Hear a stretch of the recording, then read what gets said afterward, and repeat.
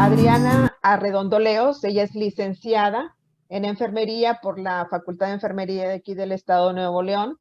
Tiene posbásico en enfermería quirúrgica por la Universidad de Monterrey, la UDEM. Tiene diplomados como experto universitario en instrumentación quirúrgica en cirugía de ortopedia y traumatología por el Centro Universitario Villanueva en Madrid, España, y consultoría en formación en línea. Ha trabajado en Homecare, Primar, en el Hospital San José de Tec Monterrey, en el Hospital Sierra Madre, y actualmente desde hace 14 años trabaja para el Hospital Christus Muguerza Sur como enfermera quirúrgica y como coordinadora de enfermeras en el área de quirófano. Y pues nos trae un tema pero muy interesante, que no sé si conozcan, que es el humo quirúrgico. Y bueno, Adrianita, adelante, tienes la pantalla para ti solita. Gracias.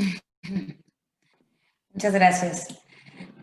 Bueno, buen día, yo soy Adriana Redondo y antes de empezar con esta plática, quiero agradecer su presencia y al Colegio de Enfermería Quirúrgica de Nuevo León por la oportunidad que me brinda para estar con todos ustedes. Y pues vamos a empezar de lleno con el tema de hoy. Cuando hablamos del riesgo que implica una intervención quirúrgica, hay que empezar a tomar en cuenta que no solo la vida de un paciente se encuentra en riesgo, sino la de cada uno de las personas que se encuentran en las salas de cirugía. Y esto a causa del humo quirúrgico, que aunque hoy en día es muy poco común hablar de los problemas de este componente, no debemos de olvidar que por años hemos estado expuestos a este enemigo silencioso que existe y que curiosamente también acompaña a los métodos más innovadores de la cirugía de hoy en día y de los cuales no podemos prescindir, ya que se encuentran presentes en aproximadamente más del 80% de los procesos quirúrgicos, como lo son el electrocauterio, el láser, entre otros. Todos ellos muy importantes para reducir el riesgo quirúrgico y el sangrado intraoperatorio. La alarma respecto a un posible daño a la salud de los trabajadores en la sala de cirugía se basa fundamentalmente en que los componentes detectados hasta la fecha en el humo producido por estos dispositivos y en los experimentos realizados, no obstante, hay muy poca evidencia respecto al efecto perjudicial a la exposición crónica de estos estudios publicados. Hasta hace poco yo tampoco conocía los riesgos que había, pero después de haber investigado un poco más sobre el tema, me he dado cuenta de todos los riesgos que corremos todo el personal de la salud dentro de un procedimiento quirúrgico. Antes de empezar a hablar sobre el humo y los riesgos a la salud que conlleva el personal del área de quirófano, primero debemos diferenciar la energía y los tipos de energía de la sala de quirófano. Aunque sabemos que hay infinidad de productos de diferentes marcas, vamos a centrarnos en los más comunes. Les voy a presentar los usos más frecuentes de los equipos causadores de humo. Esto lo podemos dividir en electrocirugía, los dispositivos ultrasónicos, el láser, las sierras y los taladros. Aquí a la derecha les muestro los aparatos que comúnmente usamos en una sala de cirugía, los más conocidos por nosotros y los que vemos día con día en los procesos quirúrgicos. Si hablamos en términos de electrocirugía, podemos dividir esta en electrobisturí monopolar, electrobisturí bipolar y ligashur. En cuanto al monopolar, sabemos que realiza corte y coagulación en distinto tiempo. Necesita un electrodo de retorno o una placa, la cual funciona cuando la energía que se genera en el electrodo activo viaja hacia el electrodo de retorno y vuelve nuevamente al equipo. Acá les muestro los accesorios de la cirugía convencional y laparoscópica en los cuales utilizamos este tipo de placa. En cuanto al electrobisturí bipolar, realiza solamente coagulación, pero a diferencia del monopolar, la puede realizar en presencia de sangrado o en presencia de alguna solución de irrigar. Y no necesitamos aquí un electrodo de retorno, ya que la corriente viaja a través del mismo instrumento. Recordemos que en la parte contraria a las puntas del instrumento se encuentran dos extremos metálicos, los cuales uno es activo y uno es de retorno, y aquí podemos ver a la derecha las pinzas que se utilizan dependiendo la especialidad a la que vayamos a manejar. Y en cuanto al LigaSure, este es un dispositivo muy usado en los últimos años. Este realiza coagulación y corte posterior al haber coagulado. Actúa por termocoagulación, ocupando el colágeno y la elastina del propio cuerpo para crear una zona de fusión permanente. Estos dispositivos son utilizados también, como los anteriores, tanto en cirugías por laparoscopía o cirugías de mínima invasión, como en cirugías convencionales. En cuanto a los dispositivos ultrasónicos, podemos encontrarnos dos o dividirlos en dos, como lo son el bisturí armónico y el aspirador ultrasónico. El bisturí armónico realiza corte y coagulación y al mismo tiempo. Estos trabajan con microvibraciones de alta frecuencia que permiten realizar cortes de máxima precisión y brindan un área de operación casi sin sangre. Este tipo de dispositivos no necesitan corrientes de calor tan altas como los dispositivos de electrocirugía, pero generan el llamado humo frío por esta característica. El aspirador ultrasónico realiza lo mismo que el bisturí armónico, también corte y coagulación, y lo vemos muy comúnmente en neurocirugías o en cirugías de trasplante. En cuanto al láser, este funciona con emisiones de ondas específicas sin modulaciones que generan calor en el punto de llegada con vaporización y coagulación, dependiendo cuál sea la que necesite el cirujano y de acuerdo a la patología que se está tratando. Por esto lo dividimos en dos términos, que es vaporización y coagulación. Existen muchos tipos diferentes de láseres, incluidos el láser de dióxido de carbono, el láser JAK, el láser de argón. Cada uno funciona de manera diferente y puede usarse para diferentes opciones de tratamiento. Este es un tipo de energía utilizado en cirugías dermatológicas, en cirugías ginecológicas, urológicas y también en proctología. Los aparatos generadores de esta energía también los hay en distintos tamaños y las piezas son muy variadas también. Aquí les presento los aparatos que se utilizan. Este que se encuentra aquí a la derecha es utilizado más que nada en cirugías de urología, dermatología, y aquí algunos accesorios para la utilización de estos instrumentos. Y otros de los elementos no menos importantes, a los que les hemos restado mucha importancia, pero también sabemos que son una fuente de contaminación del aire en el quirófano, son los equipos de poder que utilizamos en cirugías de traumatología y neurocirugía principalmente. Estos producen calor al generar la oscilación rápida para seccionar el tejido. Al realizar estos movimientos rápidos, se calientan y a menudo acostumbramos a irrigar para reducir la producción de calor. Este movimiento mecánico del taladro, de la sierra o de la fresa, según sea el caso, combinado con la solución, produce una neblina de aerosoles en el campo quirúrgico. Las investigaciones han demostrado que los microorganismos presentes en los aerosoles que contienen sangre pueden invadir el tracto respiratorio. Si recordemos, nos damos cuenta, hay cirugías en las que utilizamos este tipo de instrumentos, por ejemplo, las cirugías de cadera, cirugías de rodilla o neurocirugía, y terminamos todos bañados en sangre. Esas partículas de sangre contienen microorganismos que son dañinos para la salud y que pueden penetrar las capas del cubrebocas. Por eso también son contados dentro de los instrumentos generadores de calor y dentro de los instrumentos generadores de aerosoles. Los hidrocarburos policíclicos aromáticos son clasificados como compuestos químicos orgánicos que contienen por lo menos dos anillos aromáticos formados apenas por el carbono y el hidrógeno. Estos componentes son generados durante los procesos de combustión incompleta, como las del carbón, la madera, la basura, el tabaco y de la carne en la parrilla. Pero hay estudios desarrollados en Alemania, en Taiwán, en Suecia, que identificaron los mismos compuestos en el humo quirúrgico generado por el uso del electrocauterio y de otros dispositivos generadores de calor. Todos esos que utilizamos en las salas de cirugía traen también compuestos químicos que contienen estos anillos aromáticos de hidrocarburos policíclicos. En cuanto a los riesgos generados por la inhalación del humo quirúrgico, cada vez son más y numerosas las investigaciones que señalan que el humo quirúrgico pone en riesgo el bienestar del personal sanitario por considerar a estas partículas como sustancias nocivas. Cada tecnología utilizada produce partículas de distinto tamaño en el humo o en el vapor generado en el quirófano.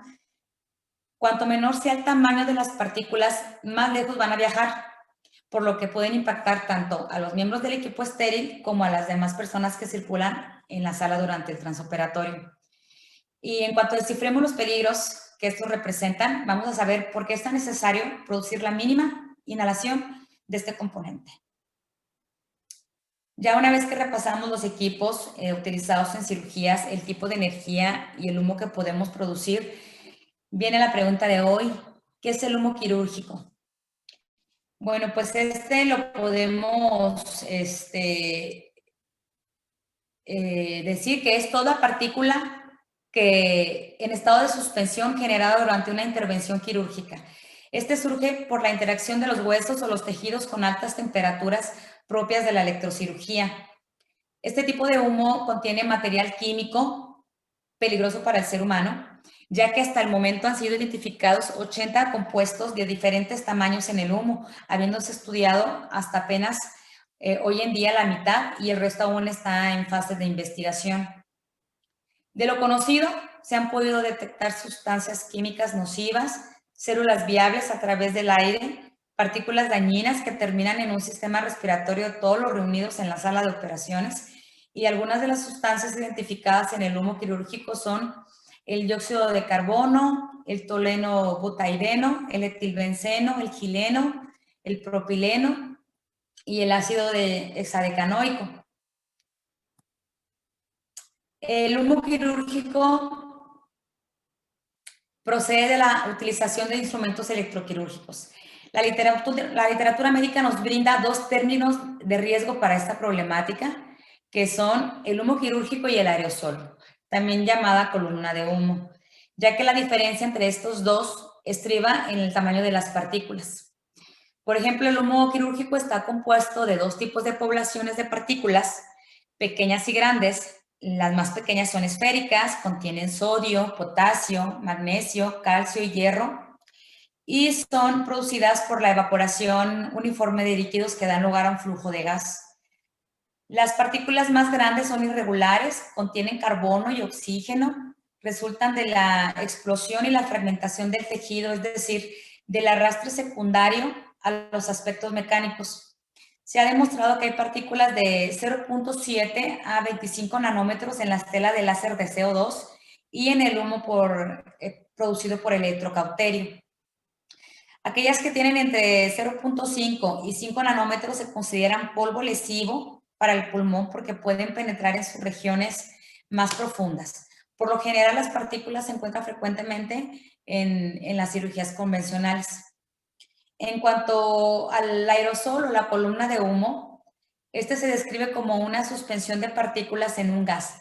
Resulta de la utilización de instrumentos ultrasónicos y de láser y contiene partículas de mayor tamaño, las cuales tienen un principal interés en cuanto al daño biológico.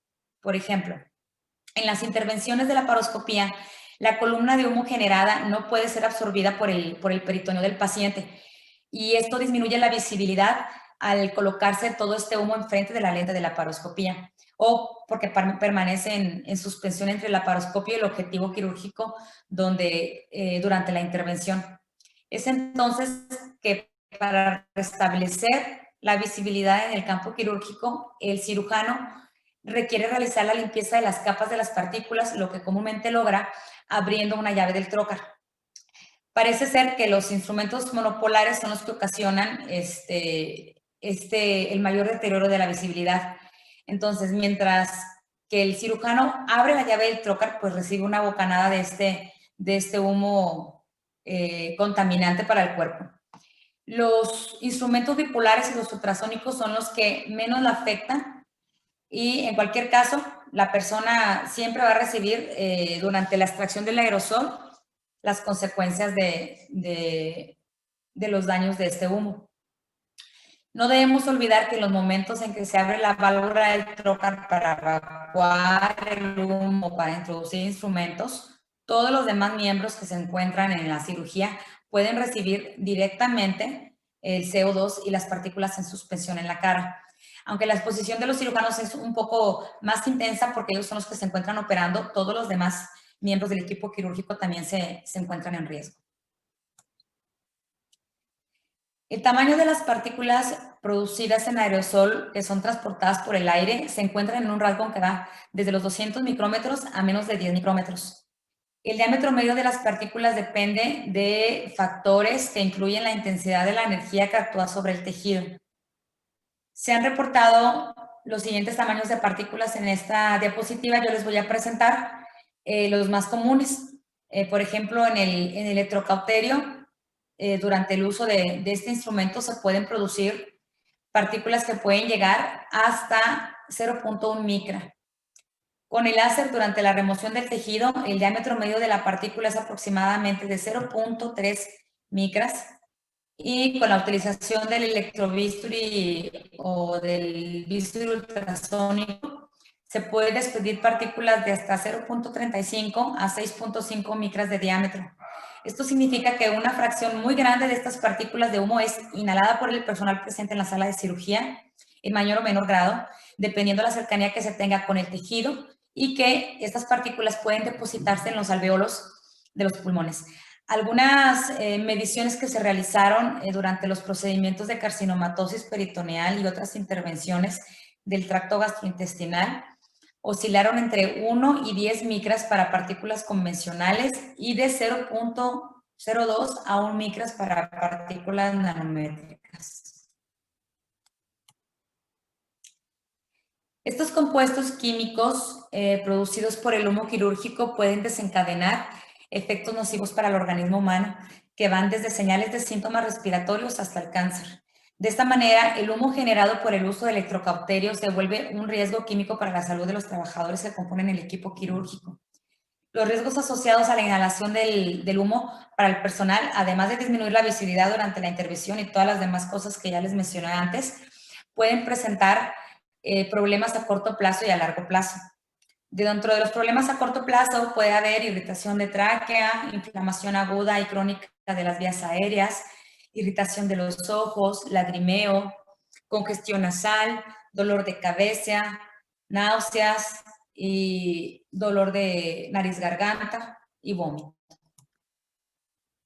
A largo plazo se pueden presentar cambios en la conformación bioquímica de la hemoglobina, y esto por las concentraciones altas del monóxido de carbono. En algunos experimentos realizados en animales se observó daño que iba desde la neumonía intersticial inflamatoria hasta el enfisema extenso, lo que coloca al personal en riesgo de enfermedades pulmonares crónicas. Se estima que el humo producido por 1 gramo de tejido equivale al riesgo mutagénico de 3 a 6 cigarrillos diarios, lo que puede convertir a una sala de quirófano en una unidad de fumadores pasivos.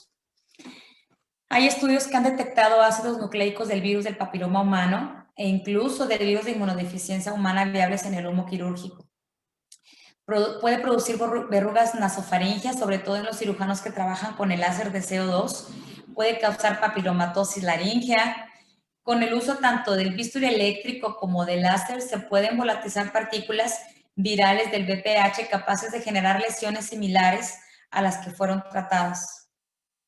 En algunas muestras que se tomaron a nivel de las vías respiratorias se indicaron un nivel más alto de exposición para alta potencia cuando se realiza cauterización de alta tensión de carcinomatosis peritoneal en métodos convencionales.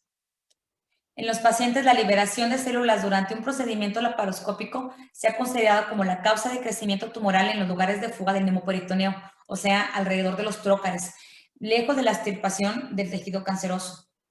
Hay que considerar que todos estos riesgos pueden presentarse según el tiempo de exposición del personal durante la jornada laboral.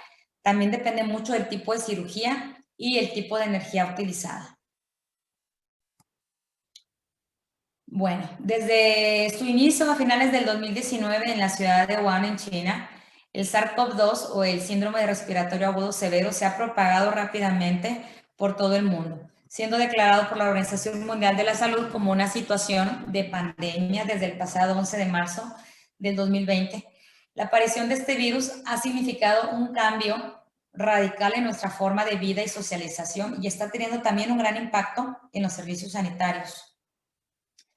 La convivencia con la infección de COVID-19 en todos los entornos de salud supone un reto actual para la creación de circuitos, protocolos y nuevos modelos de asistencia. Nos hemos adaptado de la forma más rápida y segura a la mayoría de los servicios de todas las especialidades de nuestro país desde el 16 de marzo, en que fue declarado el estado de alarma con la suspensión temporal prácticamente de todas las cirugías electivas en la mayoría de las instituciones hospitalarias. Pero son todavía bastantes las incógnitas a resolver sobre la infección del SARS-CoV-2 en la actualidad y mucho más desconocido es el impacto que esta infección supone si lo trasladamos al terreno quirúrgico.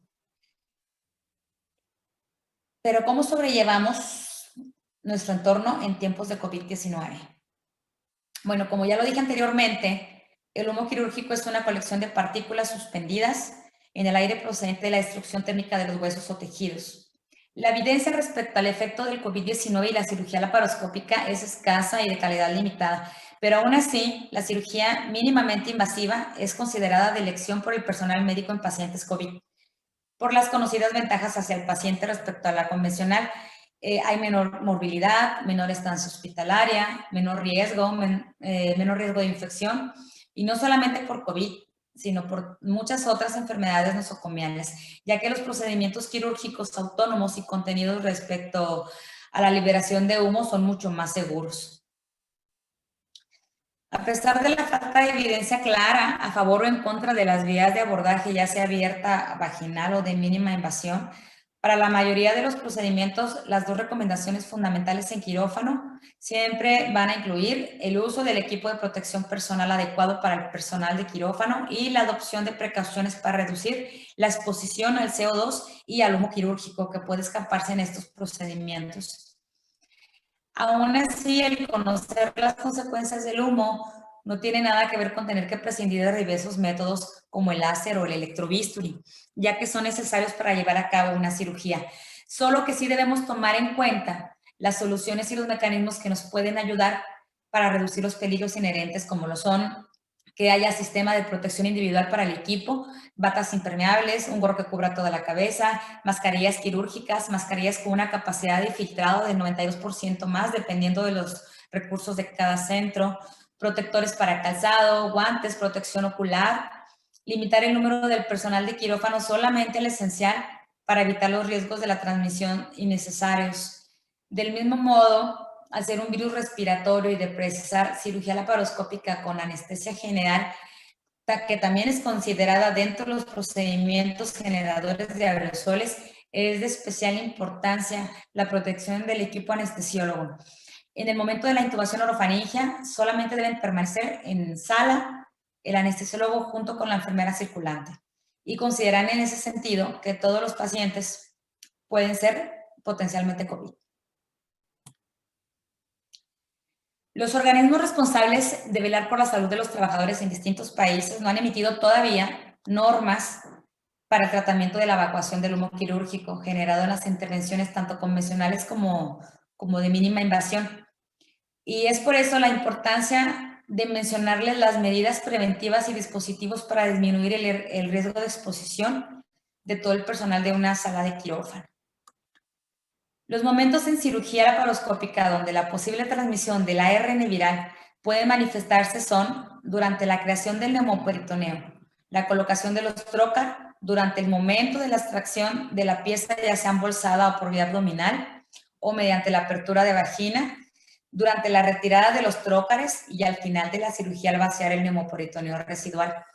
Por todo esto, algunas recomendaciones concretas a incorporar durante la cirugía laparoscópica son intentar trabajar a presiones intraabdominales entre 10 y 12 milímetros de mercurio, lo que además ha demostrado mejoría en el postoperatorio en cuanto al dolor referido por el paciente. También podemos utilizar trócares que permitan mantener estancado el hemoperitoneo, evitando las fugas que el movimiento de entrada y salida del instrumental puedan ocasionar. Una buena medida sería los trocar con balón que se fijan en la pared abdominal impidiendo la salida de gas, así para evitar la creación de enfisemas. Si no contamos con este tipo de trocar, debemos comprobar siempre el correcto funcionamiento de las válvulas y reductores de los trocar que pueden verse dañados durante el uso constante, provocando pequeñas fugas a lo largo de la cirugía, sobre todo en las instituciones de salud donde este tipo de material son resterilizados. Hay que ser selectivo con el uso del electrobisturi, evitando grandes disecciones que obliguen al uso excesivo de la coagulación o del corte. Recordemos que este instrumento es el que mayor calor necesita y por lo tanto genera mucho más humo contaminante. En cambio, podemos utilizar los selladores si se dispone de ellos, el Ligasure, el bisturi armónico.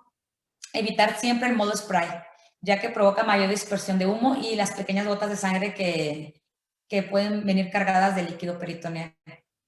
Se pueden utilizar también dispositivos de evacuación de humo con un sistema de filtrado capaces de evitar el paso de microaerosoles con una eficiencia muy alta, de hasta el 99.9% ante los viriones. En ausencia de estos dispositivos, pues se recomienda minimizar el uso de energía térmica y mantener una aspiración constante del humo con un aspirador normal.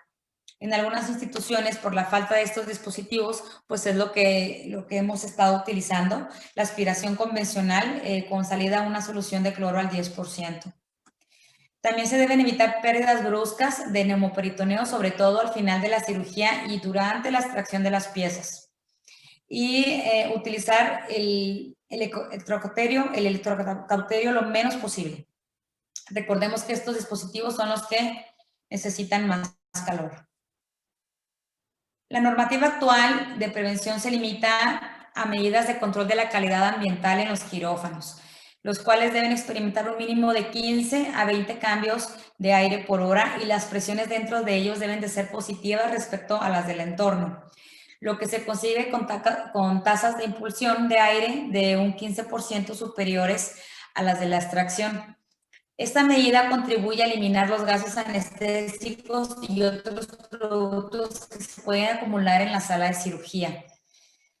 Sin embargo, la correcta renovación aérea muchas veces no es suficiente para tratar el humo resultante de las operaciones, porque si podemos darnos cuenta, aquí en la diapositiva les presento diferentes especialidades.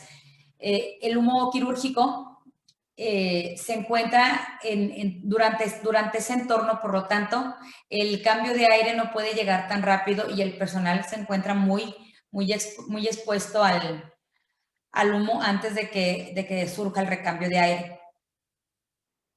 El equipo se encuentra demasiado cerca de los aerosoles generados por el humo y, por lo tanto, se pueden combinar otras medidas de carácter preventivo para minimizar esta exposición.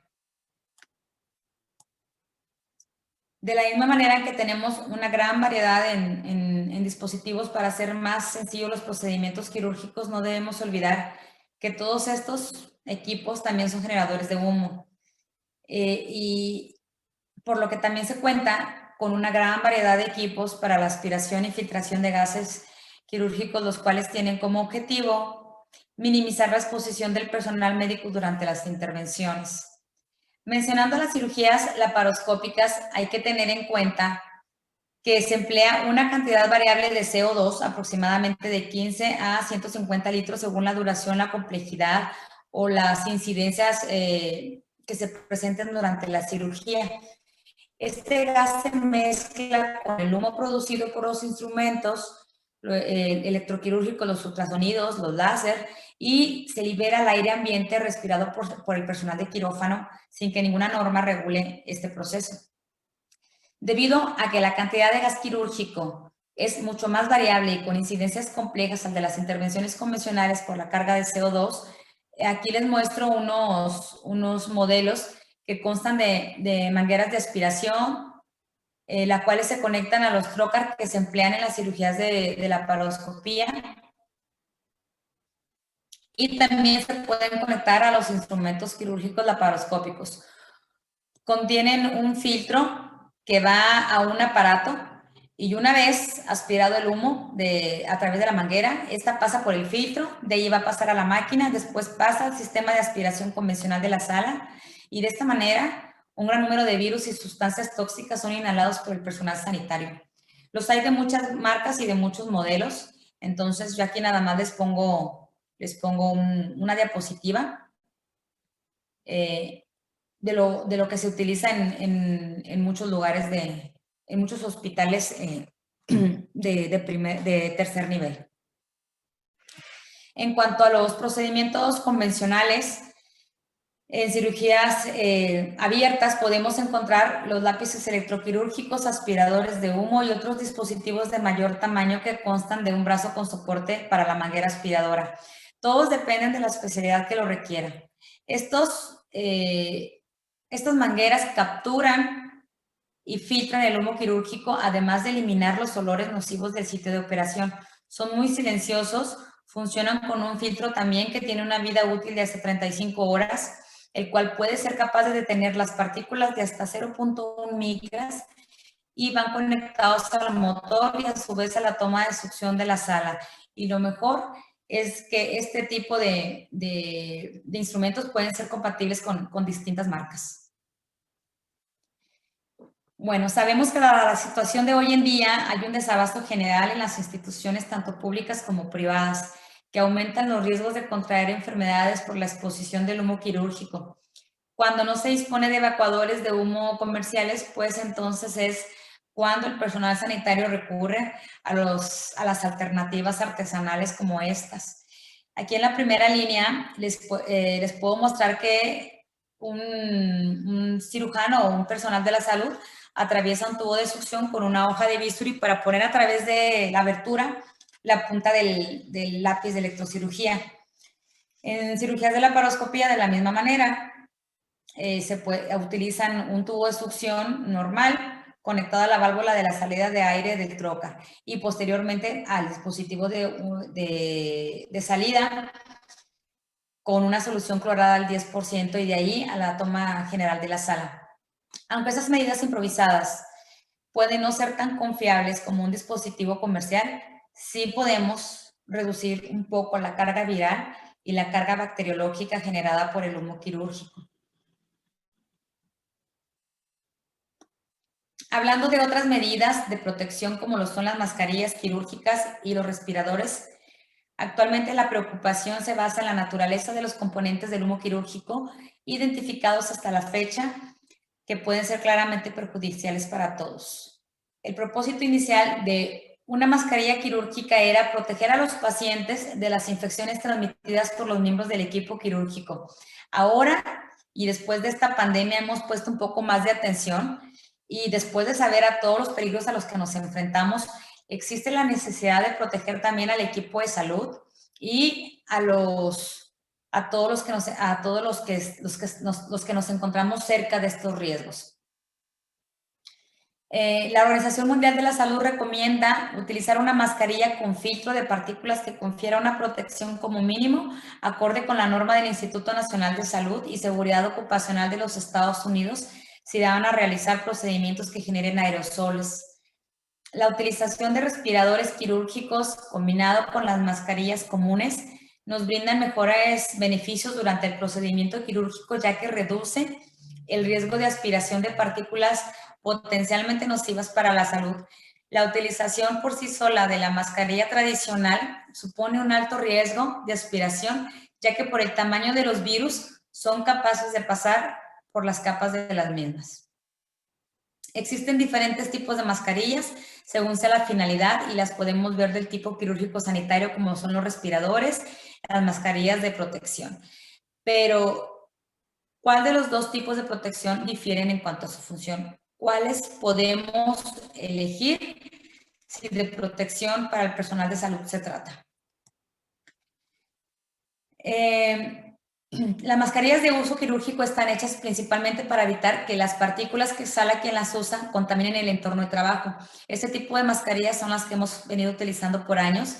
Como les digo, el principal objetivo anteriormente, antes de que se viniera lo del SARS-CoV-2 y antes de que pusiéramos más atención al humo y a los aerosoles, el objetivo era proteger al paciente de los contaminantes que nosotros pudiéramos exhalar a través de las mascarillas. Entonces, estas mascarillas protegen al paciente de las infecciones que pueden transmitir el equipo, pero no protegen al equipo de salud de las infecciones portadoras del paciente. Los respiradores, por el contrario, protegen tanto al usuario como al paciente de las partículas potencialmente peligrosas que se presentan en el entorno de trabajo. Los llamados respiradores con filtro de partículas, a diferencia de las mascarillas quirúrgicas comunes, tienen como finalidad proteger tanto al usuario de la inhalación de contaminantes ambientales. Es decir, estas mascarillas también trabajan de afuera hacia adentro. Tienen una eficacia filtrante mayor al 95%, la mayoría para partículas menores de una micra, y permiten un ajuste facial del 90%. Los respiradores con válvula facilitan la exhalación del aire. Esto los hace más cómodos de usar, pues generan una menor acumulación de humedad dentro del respirador. El problema con estos respiradores con válvula es que no filtran totalmente la exhalación del usuario, solo la inhalación. Esta protección unidireccional pone en riesgo a otras personas en una situación como la que vivimos actualmente con el COVID-19. Es por esta razón que los hospitales y otras actividades médicas no usan respiradores con válvula. Un truco para proteger a los demás cuando se usa un respirador de estos es colocar una mascarilla quirúrgica sobre el respirador con válvula, y así de esta manera vamos a tener la protección bidireccional y logramos filtrar también la exhalación.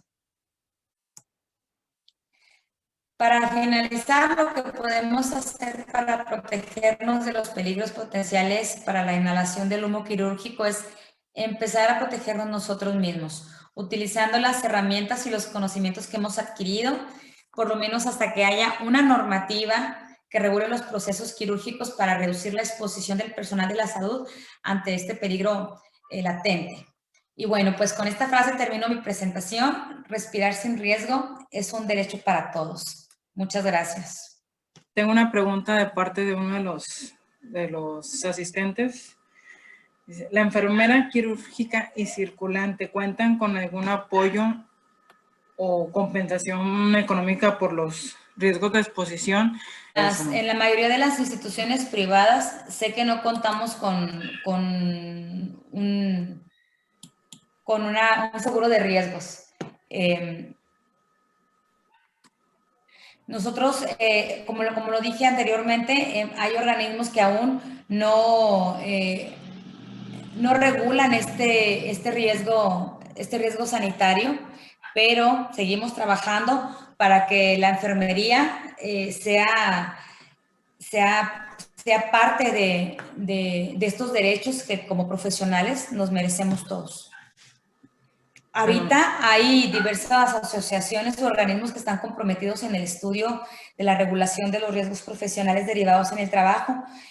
Unos de ellos son el Instituto Americano de los Estándares Nacionales, la Asociación de Enfermeros Registrados Perioperatorios, la Asociación Americana Médica y Cirugía Láser. Todos esos están comprometidos en el estudio, y esperemos que no pase mucho tiempo antes de que haya organismos también en nuestro país que regulen los riesgos sanitarios y que aseguren el trabajo de la enfermería sin riesgos. Otra pregunta. ¿Qué tiempo de exposición recomienda al que debamos estar expuestos? ¿Un tiempo máximo o tiempo mínimo de exposición? Bueno, el tiempo lo determina siempre el tipo de cirugía a la que vamos a hacer. Como lo dijo la maestra, la doctora Irma, el que nuestro país muchas veces no cuente con la infraestructura de otros países como Europa, no significa que nosotros no nos vayamos a cuidar. Antes de empezar un procedimiento quirúrgico y después de haber visto los tipos de energía que utilizamos y cuáles son los que generan más calor, nosotros tenemos que empezar a tomar la pauta para protegernos. Si voy a tener una cirugía de cadera donde el uso del electrobisturí es el que más calor genera, pues voy a protegerme con un respirador N95, voy a colocarme una careta, voy a colocarme unos gogles y así, independientemente del tiempo de exposición que yo tenga ante un procedimiento quirúrgico, yo, profesional de la salud, voy a reducir el riesgo que implica estar cerca de un procedimiento como este. De hecho, todos los miembros del equipo estéril y los que se encuentran en la sala de quirófano, debemos ya de empezar a adoptar estas medidas. Lamentablemente, antes de la pandemia, no tomábamos mucho en cuenta los riesgos a este componente. De hecho, hasta que la maestra Josefina me dijo a mí del humo, pues yo conocía muy poco. Estudiando y viendo artículos, me di cuenta de la poca importancia que nosotros mismos como personal de salud le damos al riesgo que tenemos al estar en un procedimiento quirúrgico. Por eso hay que empezar a protegernos, utilizar batas impermeables, utilizar los gogles, utilizar la careta, utilizar el respirador facial. Ahorita nosotros no estamos acostumbrados. Hasta hace un año estábamos acostumbrados nada más a la mascarilla quirúrgica normal. Yo sé que adaptarnos a las nuevas medidas y adaptarnos a la nueva forma de vida es difícil. Sentimos incómodo el equipo completo, pero cuando ya vemos todos los riesgos a los que estamos expuestos y vemos todas las enfermedades que nosotros podemos evitar en nosotros mismos, yo pienso que ahí es donde empieza la seguridad del personal, independientemente de la infraestructura o de los recursos que cuente tal o cual hospital. Ya sea público o privado, el cuidado y la protección empieza por nosotros mismos. Y en este caso, hablando específicamente del humo quirúrgico, la N95, yo creo que eso, Adriana, no sé cómo opines tú, que eso llegó, como dijimos hace rato, para quedarse. La N95 ahora con los riesgos que estamos viendo del humo quirúrgico, ya es una necesidad que ya no los de triple capa, ya no los cubrebocas de triple capa. ¿Verdad? Tendría que ser un cubreboca o un respirador N95 precisamente por esos riesgos que estamos viendo del humo quirúrgico. Sí, lamentablemente esto lo venimos a descubrir a partir del inicio de la pandemia de COVID-19. Venimos a descubrir que nosotros también estamos en riesgo, pero no nada más a COVID, estamos en riesgo a muchas otras enfermedades a las que antes no les poníamos importancia y que ahora estamos viendo. Este ha sido un año muy intenso, ha sido un año de muchos cambios, pero también un año de mucho aprendizaje. Este año nos hemos venido a dar cuenta que tanto el personal quirúrgico como el paciente requerimos una protección y requerimos sobre todo trabajar de una manera segura. No hay mejor manera de brindar una atención integral a un paciente o la mejor atención si nosotros mismos no estamos muy bien protegidos. Así es. Adriana, pues muchas gracias por tu participación. Muy bonito tema.